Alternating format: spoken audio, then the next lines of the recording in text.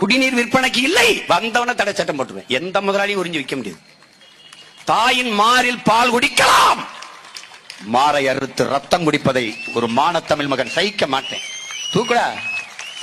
அப்ப தண்ணீர் நானே கொடுப்பேன். 980 மில்லிமீட்டர் ஆண்டு ஒன்றுக்கு மழை, 4000 TNC, 1100 தான் பயன்படுத்துறோம். 2200 கடல்ல விடுறோம். இருக்கிற நீர்த்தேக்கங்களை எவன் ஆக்கிரமிச்சிருக்கேன். அப்போ சரி, ஏலக்குடி கட்டிட்டான், விடு, இருக்கிறத பராமரி. இனி நிலத்தை தொட்டானா அதுக்குள்ள வச்சு போத முடிஞ்சு. அடுத்து என்ன? அந்த நீர்த்தேக்கம் மழை விழுந்து குளம் நிறையாது, கம்மா நிறையாது. அப்ப என்ன பண்ணணும்? நீர் தாரைகளை உருவாக்கணும். அதை வேணாலும் ஆக்கிரமிச்சான் ஆயிலுக்கும் ஜெயில தான் கிடக்கணும். அங்க போடுறான் நீர் தாரைகளை. புதிய எங்க தண்ணி விழுந்தாலும் அங்க போய் நிறையணும். குளம் நிறைஞ்சிருச்சு. சுத்தி இரும்பு கம்பி போட்டு வேலை, அங்க வேலையை போட்டு துணை காவலர் விஷத்தை ஊத்துறது, அதை ஊத்துறது. மரங்கள் புறகரையில உள்ள பனை 10 பனைமரம் இருந்தா கடைசி வரைக்கும் ஒரு கிணத்து தண்ணியை வத்த விடாதுங்கிறாரு எங்க அப்பா நம்மாழ்வார்.